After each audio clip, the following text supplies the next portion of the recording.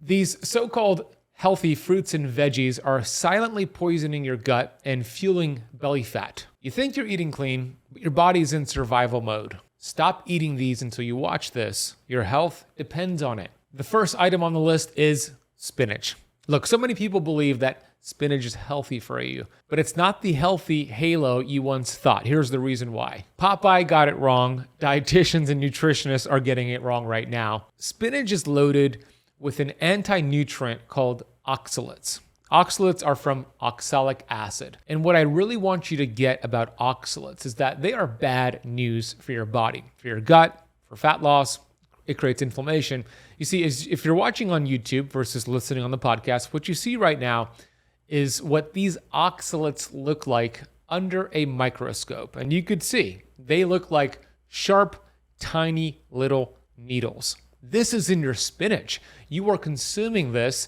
It is entering your digestive system, and these tiny little sharp needles start to poke holes in your gut. Why is this a problem? Well, these sharp, tiny crystals can create something called leaky gut syndrome. That is when your gut microbiome is impaired. You're not digesting food fully. Many particles of that food go undigested, entering the bloodstream. And you know what? That triggers an immune system response. And if that happens over time, it could actually lead to an autoimmune disease or autoimmune condition. And not only are these oxalates creating leaky gut, they are the top contributor to joint pain and kidney stone formation. Heck, they can even lead to vascular inflammation. They accumulate in your kidneys, they accumulate in your joints, and over time, this is bad news. Oxalates also are what's considered a chelating agent. Okay, what does that mean? That means when you have a lot of oxalates from spinach, it binds to really important minerals like magnesium and potassium and calcium. And then it removes these key minerals that would have been used to fuel your mitochondria. And if you remember, your mitochondria help produce the majority of the energy inside of your body, and the more energy you're producing from your mitochondria, the more fat you burn. So with the depletion of minerals, you starve your mitochondria, less energy, meaning you feel fatigued, and it slows down your metabolic rate. All bad news. This could also lead to deficiencies in bone health, I just mentioned energy, and even muscle function. So I know you're thinking you're doing something right with spinach. I did for so many years. I had spinach omelets, spinach smoothies, and I was developing joint pain, fatigue, and styes in my eye from the oxalates being dumped out of my body. When I removed spinach, all of that went away. So the first step here is to remove spinach from your diet. Raw spinach is the worst of the offenders out there. Boiling and steaming and getting rid of that excess water seems to be a little better, but in general, I personally stay away from spinach. And later on in this lesson, I'll share with you my top low anti-nutrient fat-burning foods. But before we get there, let's continue on with this list. Number 2 on the list, beets. Beets are a blood sugar bomb. And look, I get it. Beets have some amazing benefits. It helps with nitric oxide, vasodilation, vascular health. Athletes drink beet juice for performance. And yeah, there are some benefits, but for the majority of people who consume beets, it actually causes more harm, does more problems than it does to help you out. See, beets are also high in oxalates. Double whammy if you're having beets and spinach. But besides the oxalates, if you're having beet juice, for example, you're basically drinking sugar, liquid sugar. 1 cup of beet juice can spike your blood sugar almost as high as a can of soda. That means more insulin spikes, more belly fat storage, and essentially faster aging. So beets, if you're already overweight, insulin resistant, or diabetic, I would stay away. The third item to avoid is another fruit, and that is going to be raspberries. Raspberries have a couple of problems. Number 1, it has a pesticide problem. Now, raspberries look innocent. They have these beautiful, colorful antioxidants. But here's what nobody tells you. Raspberries are on the Dirty Dozen list. What is the Dirty Dozen list? Well, the Environmental Working Group put out an article showing the Dirty Dozen versus the Clean 15. The Dirty Dozen are the top 12 fruits and vegetables that have the highest amount of toxins, pesticides, like glyphosate. Glyphosate is highly inflammatory to your body. It's mitochondrial poison, and numerous studies show glyphosate is linked to cancer, autoimmune, diabetes. I mean, you name the condition, there is a relationship with glyphosate. And raspberries are on that dirty dozen list. The clean 15 list are the 15 fruits and vegetables that have the least amount of pesticides. So if you're going to consume raspberries, make sure it's organic. And unfortunately, even organic fruits and vegetables have glyphosate because of the off spray of the glyphosate. It's just everywhere. So what you can do if you choose to have raspberries is to put it in a pot of water or a bowl of water with baking soda and wash that and then re-rinse it with water, and that should mitigate a lot of the pesticides. But on top of that, raspberries are also high in oxalates, and we just broke down why oxalates are not a good idea for many people. But on top of that, raspberries could also interfere with some individuals who are sensitive to a compound in raspberries called salicylates. Salicylates can trigger gut irritation, headaches, and even rashes in sensitive people. So I would personally replace raspberries with organic blueberries. The fourth item here is another fruit, and that's going to be figs. Figs get marketed as a healthy natural sweetener and a fiber-rich snack. Sounds good, right?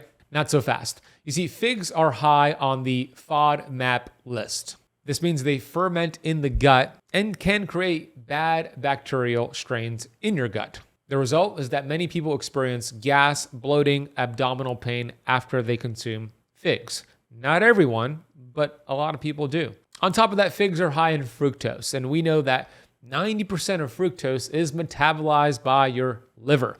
And so many people already have a sluggish, backed up liver or even fatty liver disease, and overwhelming it with too much fructose from figs might not be a good idea. This could drive fatty liver disease, drive insulin resistance, and in some cases even drive weight gain. So those trendy fig bars that are being sold at your supermarket are not necessarily healthy. They're basically a candy bar for your gut bacteria. The fifth item on the list is what people consider a vegetable, and we'll add it to this list, although technically it's a grain.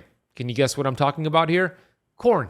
And it's one of the worst offenders for your metabolism. You see, today's corn is almost entirely genetically modified organisms, which is loaded with glyphosate. We spoke about that earlier, mitochondrial poison. Corn is also high in starch, which we know it quickly breaks down into glucose, which raises your blood sugar level, and then there's an insulin response, and your body is now storing fat. So that means, eating corn chips or corn on the cob can cause a big sugar spike. And yet corn is in a lot of products, cereal, snacks, tortillas, and even supplements. So if you choose to have corn, go with organic, non-GMO corn and have it around activity, exercise. The sixth item is a vegetable that is being called, I'm calling it, the hormone disruptor.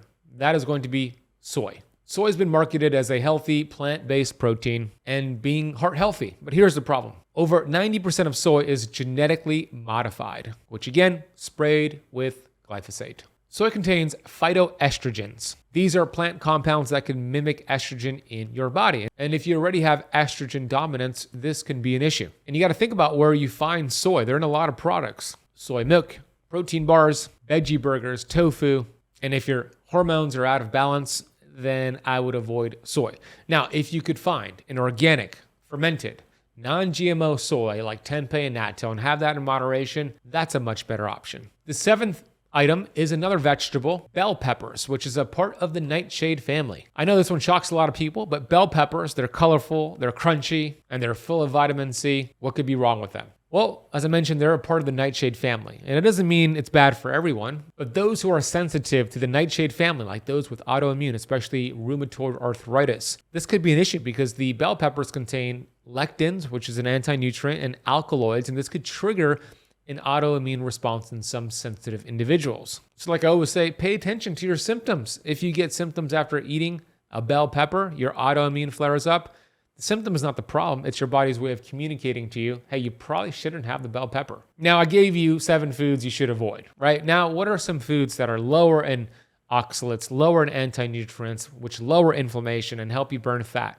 Well, meat, dairy, especially organic raw dairy or sheep and goat dairy, eggs with the yolk, and even healthy fats like butter and coconut oil and beef tallow are all great for you. Now, if we're thinking about the vegetables that are going to be the healthiest for you, which have the lowest amount of oxalates and anti-nutrients, and some fruits, it's going to be arugula, avocado, bok choy, cabbage, cauliflower, cilantro, cucumber, garlic, mushrooms, onions, winter squash, watercress, and even straight up lettuce. These are going to be healthier options for you. Now, I'm going to address the questions you submitted on this topic. Before I do, I want to let you know that I have a free resource for you where I have a meal plan and fasting schedule and 3 easy steps for you to lose 10 pounds in the next 7 days. And the cool thing about the meal plan, I put all of my curated recipes, anti-inflammatory, fat-burning foods. You will not find the 7 fruits and vegetables in this meal plan. You'll find the healthiest items to consume. Takes all the guesswork out of it. And you can get this ebook for free when you go to burnfatbook.com or just scan the QR code on the screen or click the link down below. One more thing, I'm doing a book tour, a keynote book tour, keynote lectures across the US and the Middle East. I'm doing book signings, meet and greets, and keynotes about my latest New York Times bestselling book, Metabolic Freedom. I'd love to see you in person. If you go to benazadi.com/events, you can see where I'm speaking next. Get a ticket. Can't wait to see you in person. Now, let's get to your questions. What are the best alternatives to soy protein for people who want plant-based milk options? Good question. So I would not recommend oat milk. That also typically has pesticides and it's a big blood sugar spike, but I would recommend organic unsweetened macadamia nut milk and or organic unsweetened coconut milk. What about beet supplements or beet powders for nitric oxide? Are they safer than whole beets? Yes, but I would caution, you got to make sure it's from the right company. I use a company called N101 from Dr. Nathan Bryan. They have a beet powder and there are no oxalates in it. I'll have it before workout. Helps with energy, helps with the mitochondria. We have a link and a coupon code for them. We'll drop down below for you. Do cooking methods, boiling, fermenting, pressure cooking, make these foods less harmful?